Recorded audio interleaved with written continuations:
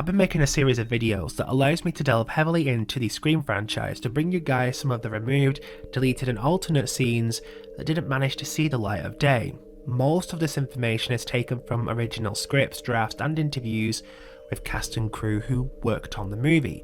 To make sure you don't miss out on this awesome Scream trivia, be sure to hit subscribe and make sure you sign up for notifications so you don't miss a single update.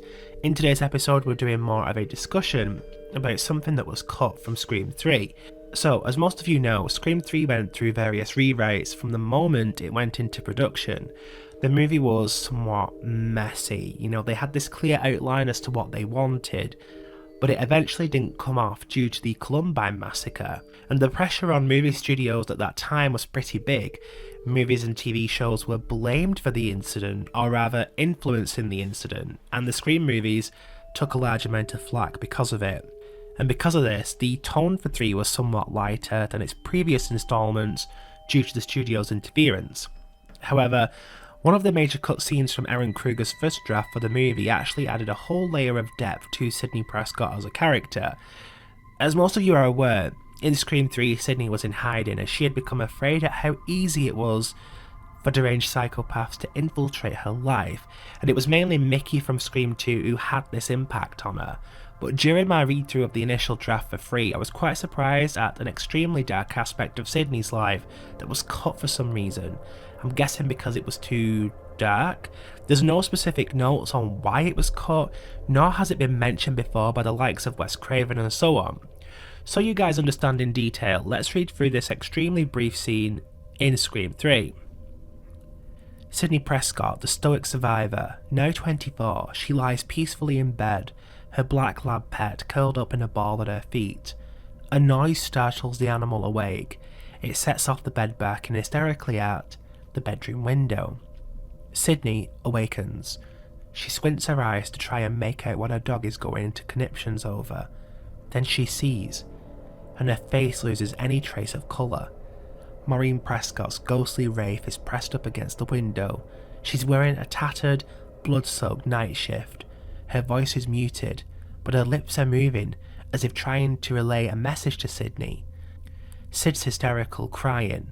She slides off her bed, makes her way towards the window, when suddenly, Maureen slides down the glass, as if being pulled by something beneath the windowsill.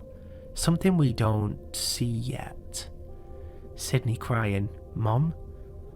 Left behind in her wake are 5 bloody streaks running down the glass.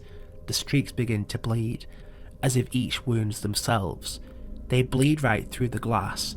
Sidney reaches out to touch them, when suddenly, the ghost springs up behind the window, shatters the glass pane with his fist. Sidney screams. Awakening in bed from her nightmare, her dog's barking wildly. The window is fine. Sid crawls out of bed, disappearing out of the room. In Sidney's bathroom, Sid's washing up at the sink. She wipes the tears from her eyes. She shuts off the running water, looks up into the mirror. Her demeanour definitely shows the wear and tear of all that's happened to her in the past. Clothes on Sidney's wrists. 2 ugly scars run up Sidney's wrists, battle scars of a war raged between her own personal demons if you wish. Former suicide attempts, former engraved on time. So, as you guys can see, this draft had more of an outward expression of Sidney's inner conflict. It's not something that adds a lot to the plot, but I have mixed feelings on this. On one hand, I think it demonstrates that Sidney battled with some very serious demons, possibly held a lot of blame for the events that occurred previously, and by the end of Scream 3, she'd managed to overcome them. But I believe one of the reasons this may have been cut is because Wes likely wanted to run with the notion that Sidney was in hiding, but waiting in her own way to fight back and beat whatever was haunting her. It's sort of like she was hiding, but was never closed off on the fact that she would likely face another killer again, and she'd have to beat them.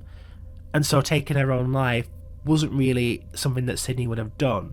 That being said, I think adding attempted suicide shows how low Sidney went, and it tells us that she hasn't been dealing with the previous movie's events, which has resulted in the suicide attempts, and it's an incredibly human response to being under so much pressure and living with all that she went through.